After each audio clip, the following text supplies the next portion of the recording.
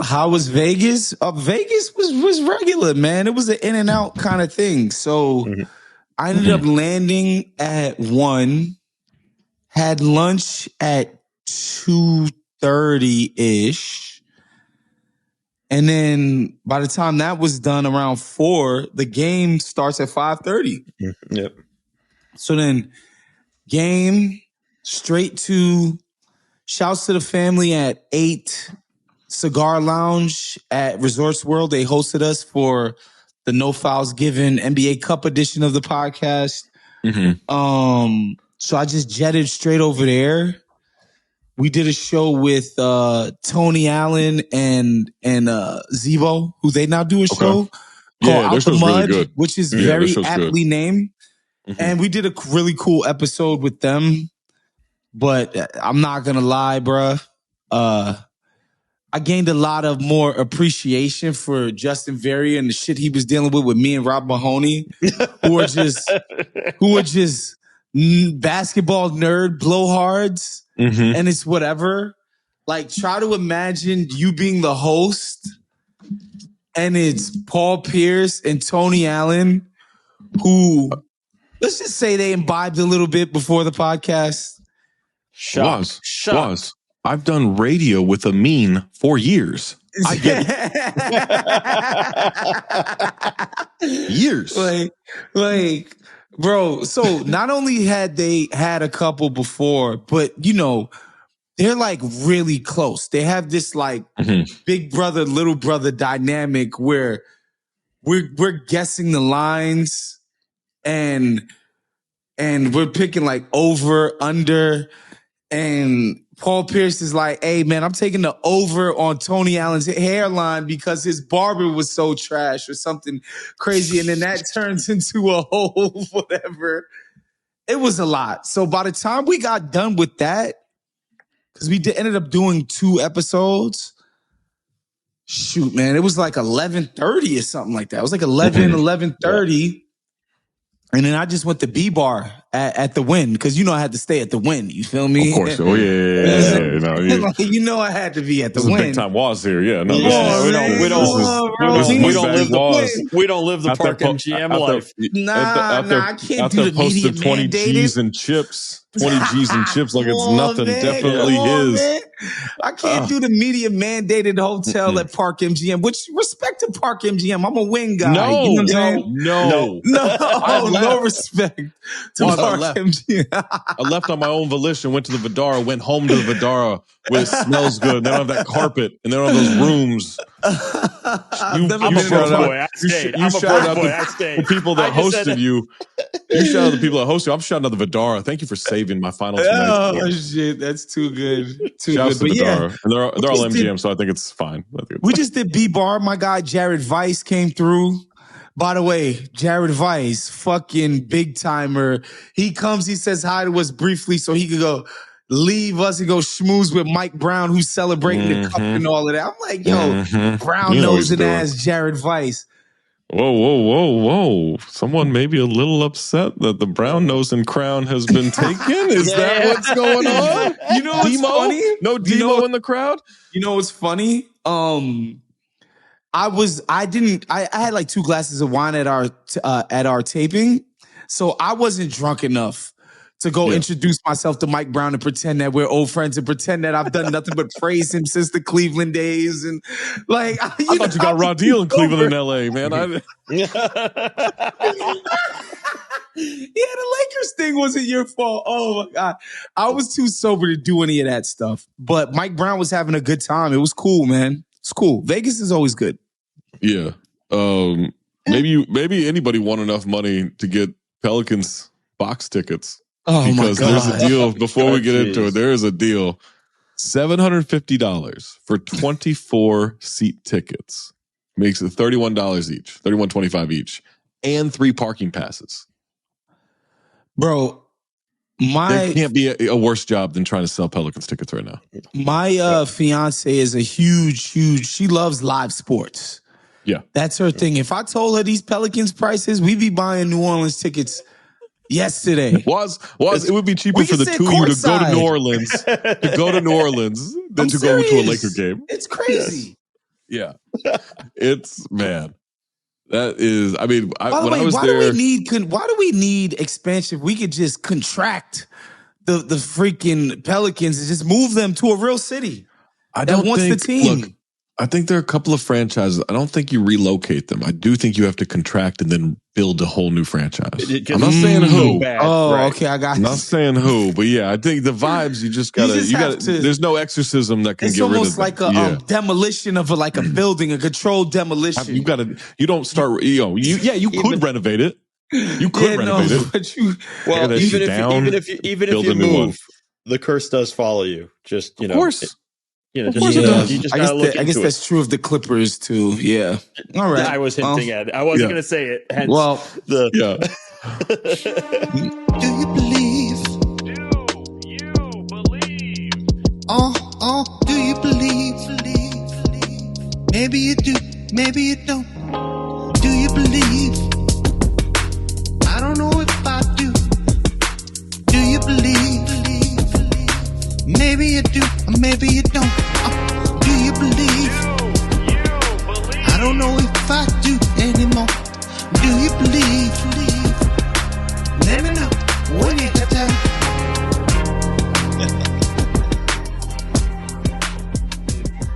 Welcome to Basketball Illuminati's Do You Believe edition. I'm Zach Harper. That's Wosny Lambre. That's Mo Dakhil.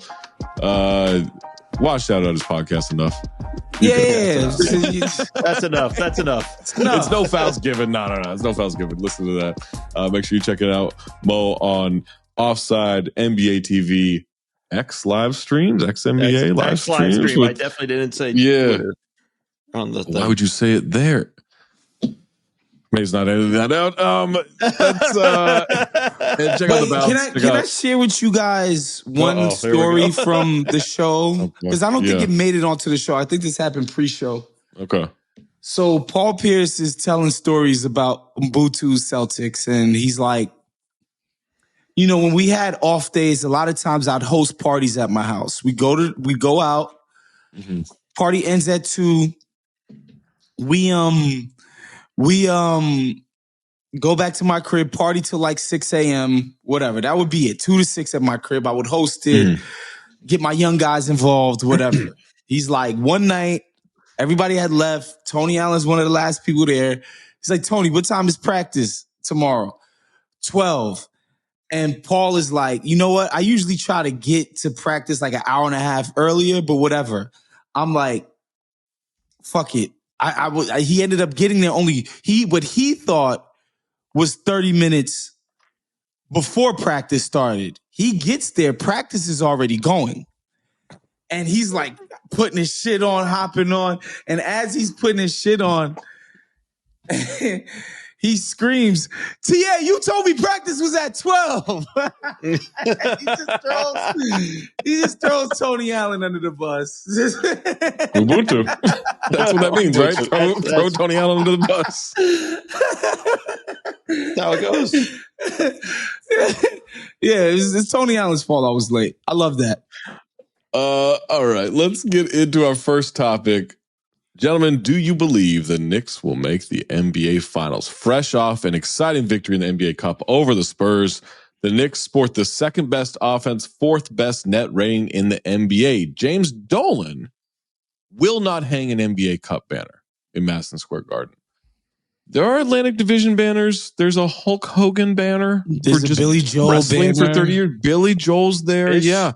Harry Styles is up there, I think. But they're focused on bigger goals, guys. So the Bucks and Lakers both had first-round exits, lost in 5 games after their cup wins. Will the Knicks break the cup curse and make their first finals of the 21st century? Was? I'm going to say yes. I do believe the Knicks are going to go to the finals. I think I probably had them as my very slight favorite coming into the year. Knowing that the Mike Brown adjustment was going to take some time. But I do think these last 2 cup games showed me a lot in terms of what the post-Tibbs Knicks are doing and have the potential to do. And what do I mean by that? Like the Orlando game and I'm stealing this stat from our buddy Nate Duncan, they had 14 assisted baskets at the rim. What does that mean? That means the offense is generating easy looks, which is just not something you affiliated with the previous New York Knicks offense. And so it's not just that they're different. They're more, the ball moves more under this regime. Like they're doing that, but they also have the transition stuff with Josh Hart.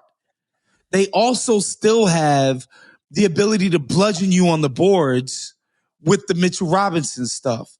I think their offensive attack is now sufficiently varied in ways that it just wasn't before. And it's crazy. And I don't know that and I don't want to make us sound like we're some basketball savants, even though Zach Harper would tell you that he is. I know. Speak for yourself. I'm just not wrong. I just don't think the naked eye can appreciate how much the Knicks have changed, even in this short amount of time. Yeah, and honestly, I mean, Mo and I talked about this a lot on the X streams leading up to Saturday and Tuesday nights. It's gonna get better. Yes, like they're still learning. Cat still, Cat had some good games here, but Cat still isn't shooting the ball all that well compared to how we're used to seeing him shoot. Like it's gonna get better, Mo. Like there's a lot of room for growth despite how good the Knicks have been already. And then you factor in just, how bad the East is. Like, all right, maybe Detroit will have enough offense to match the defense and get through. I never believed in Cleveland, so them being this bad. I believed in Cleveland, and it's a goddamn shame that I did. I watched 3 straight postseasons of excuses, and I'm like, all right, you just make excuses all the time. It's not there. But Mo, I think this Knicks team can get a lot better. The only thing I do question is just depth if health becomes a concern. Right? But there's promise though in that, because when you're talking Waz about this Knicks team being different than last year, I go more than just the offense, which I think is the more obvious stuff. Down the stretch, it's Jordan Clarkson playing. It's it's Tyler Kolek playing. Yeah. It's it's Dead of Bridges. It wasn't it was, hey, he's rolling. We're got some balls on him. But with that, right? This is almost developing young guys even. So you should have told him that the other night. Yeah, at the bar. Man, if I was drunk enough, I would have thought of that. I'd be like, man, it took some balls to keep Mikal out of that game down the stretch, bro. But you look at that's the other side of it, right? There's a little more depth with what they're going. I'm surprised Yabusele hasn't really kind of found his role there. He's not good. Yeah, but just 10 minutes, 15 minutes, I felt like he could have gotten a little bit more with that stuff. He was really good in the gold medal game. But they need what my point is, it's almost the need of they're going to need maybe another big in that sense. If it's not Yabusele, they need to find somebody else. And seems like Mike Brown's rock with him. I like Hook Party, but I don't know that he's trustworthy in a consistent scenario. But I think a couple years from now, I like him, right? Yeah. I think there's something there. Still time with him. Yeah. It's still but you're early. right. Yeah, maybe they need to find somebody. That's just but depth off the bench, at least in the guard and wing situation, because McBride was out, Shamet was out. They still even have more pieces there. They're kind of set in that area. I'll be interested to see how it plays out. I look at them as they're the favorites in the East. They got to be. Yeah, no offense to Detroit, but the Knicks should be the favorites in the East just based on the last few years and then what we've seen so far this year. And I think Detroit's right there, but I think Detroit they just offensively it's not quite there, right? That's my feeling too. If we're talking about being a good team, Toby Harris and Duncan Robinson. It's tough. It's tough. That's going to be tough in the playoffs. Obviously, Duncan Robinson can shoot, but he's not an expert at getting it off. Yeah, and he also just defensively he competes, but it's just not there. Boston was abusing him the other night. Oh my God. It was rude what they were doing to him. It with Tobias, how many games have been man, that playoff game, right? I don't trust him. If they could go get somebody, I don't even think it'd have to be a great player, just one more guy. I would like to see them get Sam Hauser. I think they should try to snatch Hauser from Boston, who seems to still want to slash some payroll. Hey, help him do it. They might be adding payroll. I mean, Brad Stevens came out and said if it's a good deal, he'll do it. And of course. He learned from Danny Ainge. What an incredible statement.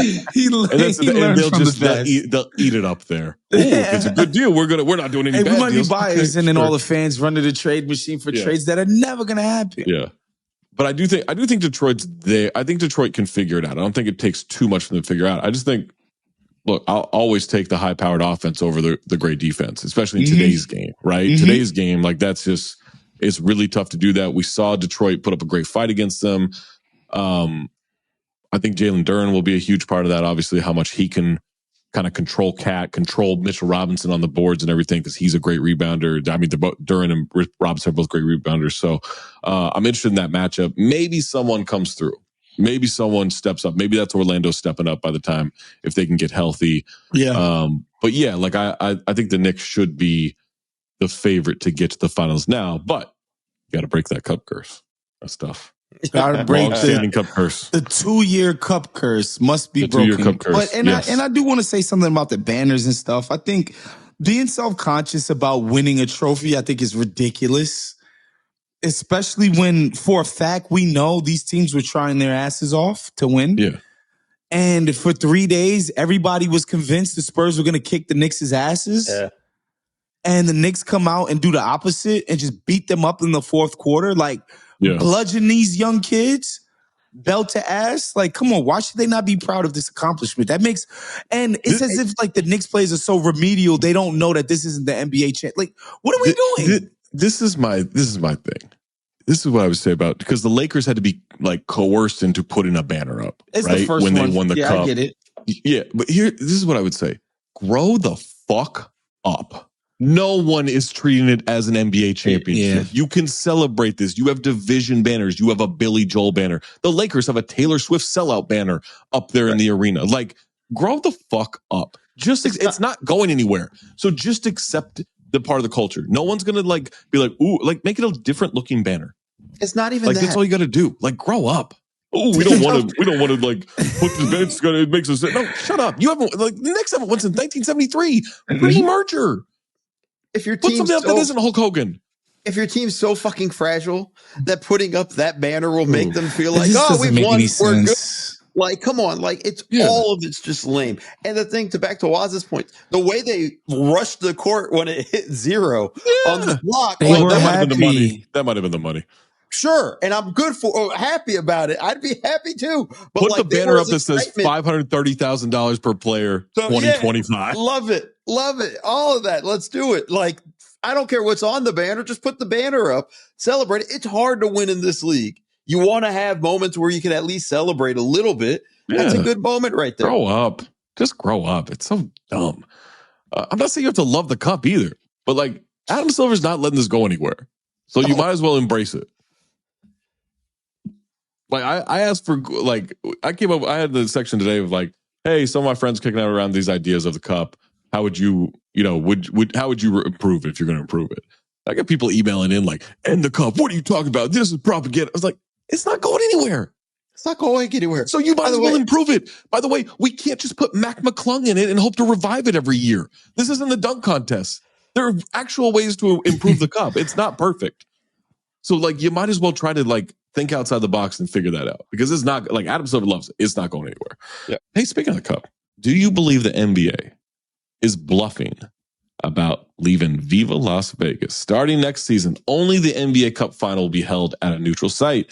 Semifinals will be played on the floor of the team with the higher seeding in the elimination portion of the tournament. In his press conference Tuesday, Duke alum Adam Silver teased that the final may move as well, citing, quote, some storied college arenas, end quote, as potential options.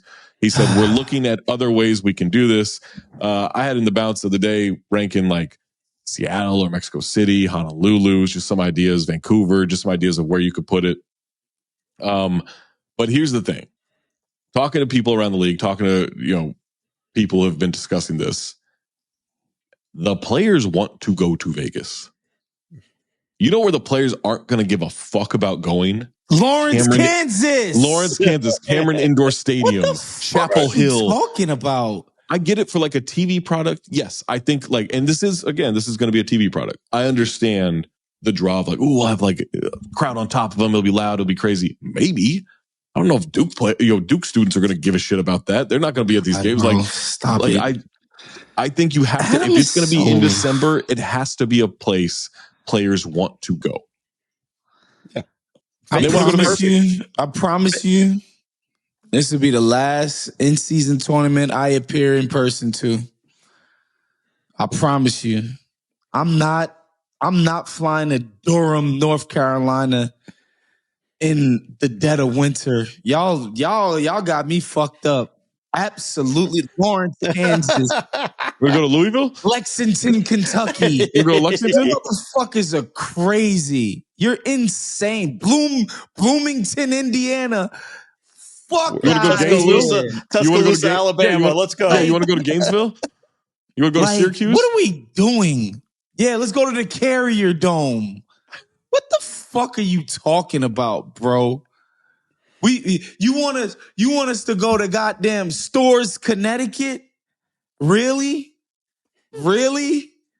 Adam just man, listen, man. Adam got everybody a bag. Uh-huh. So salute to him for doing that. Mm-hmm. Big up to him for that. Absolutely. But sometimes he be coming up with the dumbest shit I done ever heard in my whole fucking life, bro. What if dumb as hell? What if the idea was not college arenas, but it was, we're going to treat this like the All-Star game, in that we're going to just have a rotation of NBA cities that maybe then we don't have to worry about. Okay, cool. Those cities better be Miami, Phoenix, LA, it actually would have to be Miami, because Miami getting an All-Star game is tough because it's like the boat show, right? The boat show, right? Yeah. Wait, does the boat show just take up every single hotel in town? Yes. Wow, it is massive. It is massive. Crazy. It's why it hasn't been back. That's so. When was crazy. the last time it was there? Was 25 years ago? When was the? It was there at some point. I got it. It's definitely been there before. Yeah. Ask Gemini. 1990. Damn. Wow. Yeah. If they was like, yo, we're permanently moving the cup to Miami. Great. Also, like yes, you may get some years in which the Heat are there, right? You may get some years, but for the most part, you're not going to. Yeah. I think you're going to see a pretty steady rotation of teams. That, like, the Heat can sell their apportionment to their fans, and then there's ways you bring in fans from other teams, which you have the money to do. That's more what I think they should do. They should just sort of treat it like a international soccer thing where you do have like. Hey, I think another thing that they need to do is they need to break up. I think they need to just bite the bullet and make it 2 distinct weekends: the Final Four and the championship. I think it needs to be everything: group play, elimination tournament, NBA Cup championship, all in like a 3-week span with no other games. No other games. But I think that's part of the problem. Is like, it's like, all right, we got game tonight. Thunder Grizzlies is tonight on a Thursday, and then by the way, tomorrow. I promise you, group play is hard for me to before single elimination. It's hard for me to even who's in what group and blah and this. I think that's the problem, is because it's so interspliced with with all the other games in the regular season. Like, I think you just have to find a way with the schedule to make it, hey, these 2 weeks, 3 weeks, whatever that would be, 2 weeks. Like, this is what it's going to be. Like, it's just the NBA Cup. That's all we're doing. That's how you make it matter. I had a friend suggest that you have multiple cups throughout the season, like 4 cups, and then they all have you're getting home court advantage for winning some of it, and you're getting a higher seeding for winning some of it. If you win your division and you win the NBA Cup, you get 2 rounds of home court advantage no matter what, right? If you're a team that doesn't make the playoffs, Maze, people got to go home after the weekend. Maze said, "How long are we keeping people in Vegas?" Like, no. You have championships. You have Final Four Saturday, and then you have championship Saturday the next week. I spent a night, and that was enough. No, I spent 5 nights, and that was too much. It was crazy, but I don't think it should be like they spread it out too long. I don't think the Final Four game should be Saturday. I think it should be Friday, Sunday. How about this? You want to be a real basketball tournament? You have it later that day. Like AAU style, baby. AAU style, absolutely. No, but I think it's better. I think it's better if you do it that way. I think it's one weekend. I don't think you'll be able to do 2 consecutive weekends. I don't think that's going to work. Plus, with the timing of it, you're running into, and I kind of like Zach's idea of just 3 weeks. Let's go, because you're running right into Christmas Day, and that becomes the. Yeah, you got to get it done for that. I had some friends talking about like how it should be later in the calendar. I was like, you can't have it between Christmas and the trade deadline. Yeah, you just can't. Like it's not going to work. Yeah. All right, let's get to our final topic. Speaking of disasters, do you believe Joe Lacob knew that his email would be leaked on Sunday after the Warriors lost to the Blazers, despite Steph Curry going for 48 points? 27-year-old Panamanian fan Justin Dutari emailed Joe Lacob to express his frustration with the team and roster construction. This was the email. I have it here. I'm not wasting time because I definitely remembered that I was going to bring this up. This is what it said. Quote, "Please do something about this team," which is such a funny way to start that. "What does Steph need to do to win every night? Drop 50 points? Jimmy Butler's tools are being underutilized because he's playing as a power forward due to the small position players. We have no true center. I am frustrated." Joe responded 2 minutes later. 2 minutes later. "You can't be as frustrated as me. I'm working on it.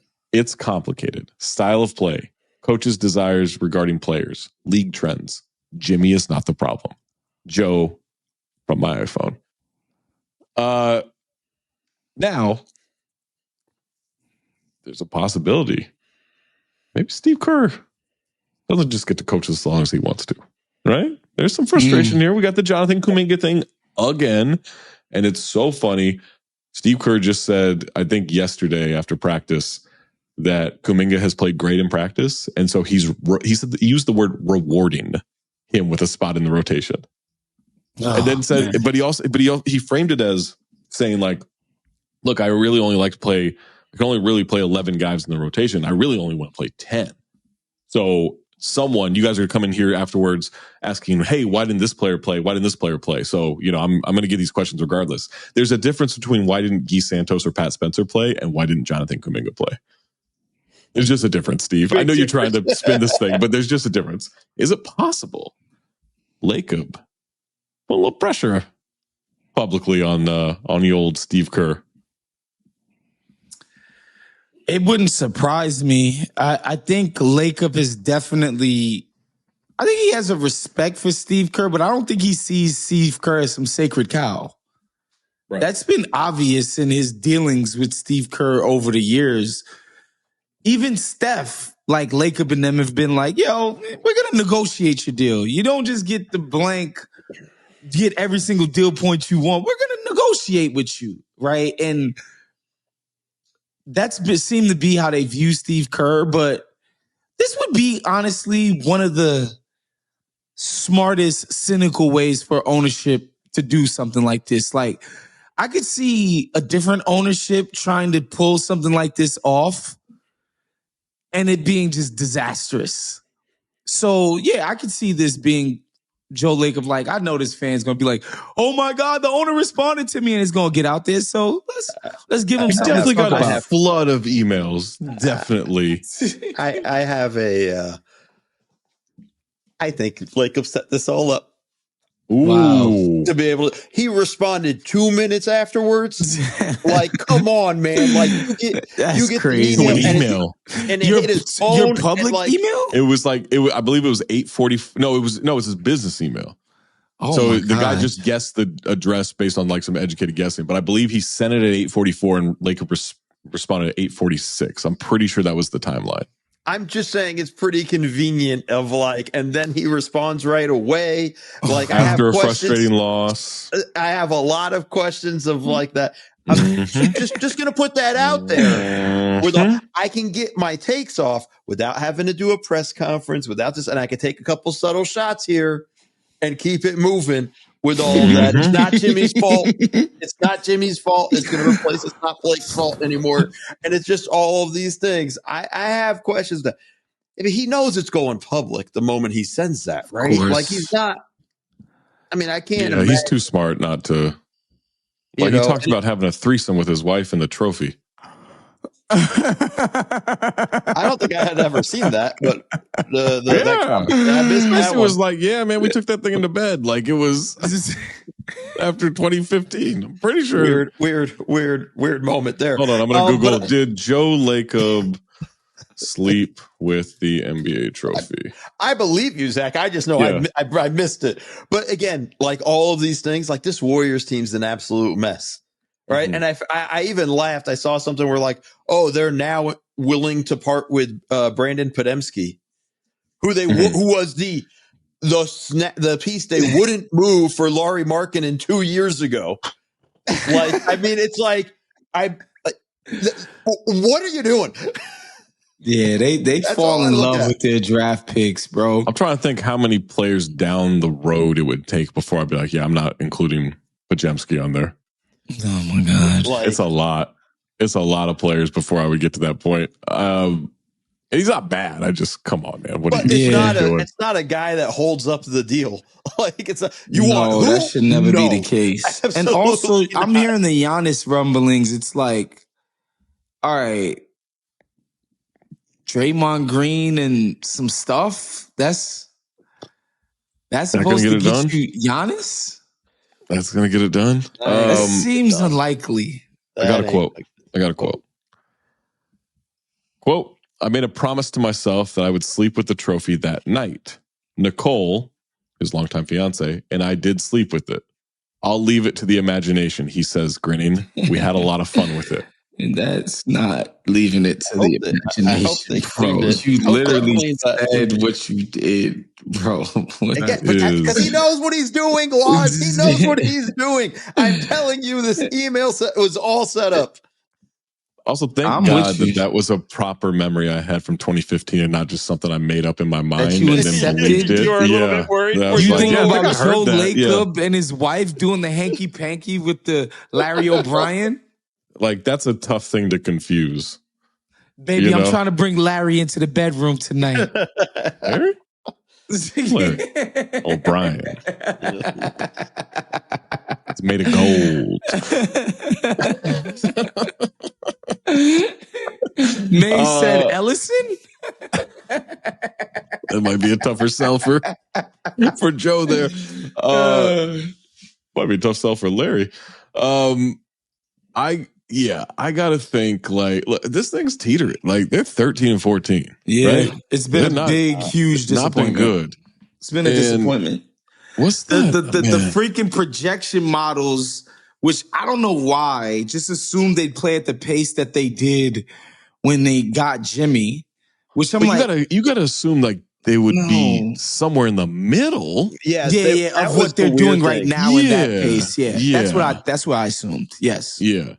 They're only outscoring teams by 2.2 points per 100 possessions with Steph on the Curry court. On the court, yeah. not good enough. They're 118.8 offensive rating without him, 107.1.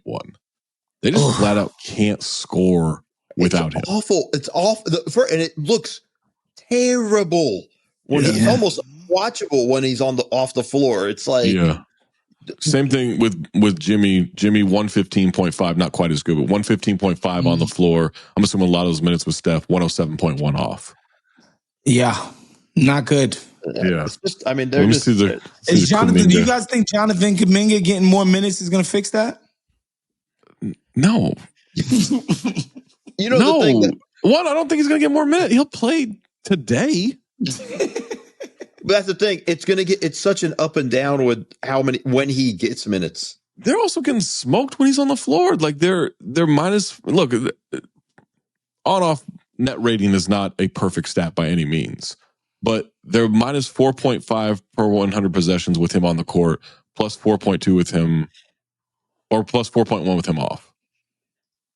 Like, they can't score when he's on the court at all. I mean, it's like a 109.5 offensive rate, which is terrible. Like, Kerr, I do think Kerr has done a poor job. I don't want to put this all on Kuminga. I think Kerr's done a poor job of getting him ready to play what they want to do from the beginning. I think he mismanaged that completely. This whole timeline thing was bullshit. He's not compatible with the system, or I don't want to say the system, but Kerr's desired way of playing. Jonathan Kuminga is not compatible. And I think the coach should have probably been like, "Yo, let's adapt. You need to adapt." Yes, you can run it one way with Steph on the court. You can run it different ways with Steph off the court. Like, it's stupid to keep we do things one way and all this stuff. And that's for the most part what they do.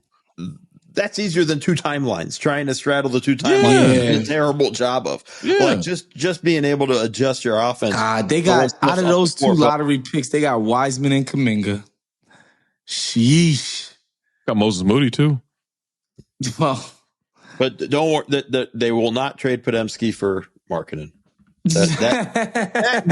I just remember when that was going on, and I'm like, that's the holdup. And Podziemski's like 10 times better right now than he was back then, so it made even less sense. Like,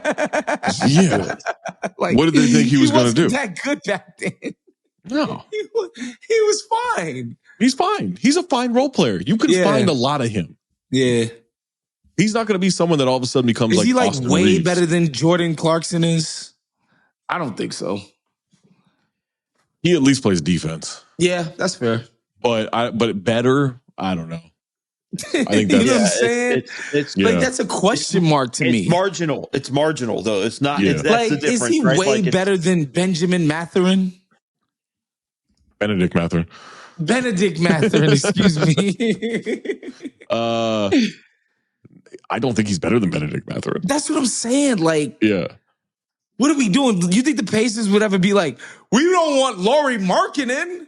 Like, what? That's what are you talking about? Yeah, I get negotiating, but like, there's a certain point where, like, come on, man. But that was the holdup. It wasn't picks. It wasn't Kuminga. It was no. You want Pod? Yeah, I can't have that. Do we think that was a Lacob son thing? Like his kids, because they've been dying to prove themselves as great front office people. Yeah. And like how you prove it is like, oh, we found Podziemski kind of thing, you know, which they did. Which I'm just speculating. Which again, like, he's a late first round. What was he in the 20s? Right? Like he's a good pick. Yeah. It worked out. You can find dudes. He's an NBA player. You found a guy. You succeeded. He's a rotation guy on a good team. You know what great front offices do though? They get guys like Lauri Markkanen in their building by flipping your great find at 20 and saying, I turned the 20th pick into Lauri Markkanen. It's the whole thing of like when the Heat were re-signing these guys that they discovered and built up, right? They keep re-signing them. It's like, if you're so good at finding these diamonds in the rough, why are you throwing 60, 80, $100 million at people when you can just find the next one in the rough? Like, I know it's not that easy, but like, if you're that good at scouting, that good at all this stuff, like, you can include, that's the reason you do this, is find the guys who are on cheap in within, like, or on the margins, right? Like, that's what you do. But not everyone looks like Jack Harlow. It's marketing, baby. It's bigger than basketball. Business too, Wash. You got to figure that out. All right, that's going to do it for us. Make sure you listen to No Fouls Given.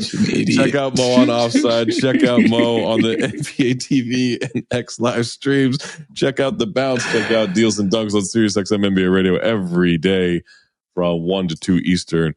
For Waz, for Mo, for Maze, I'm Zach. Keep your third eye open.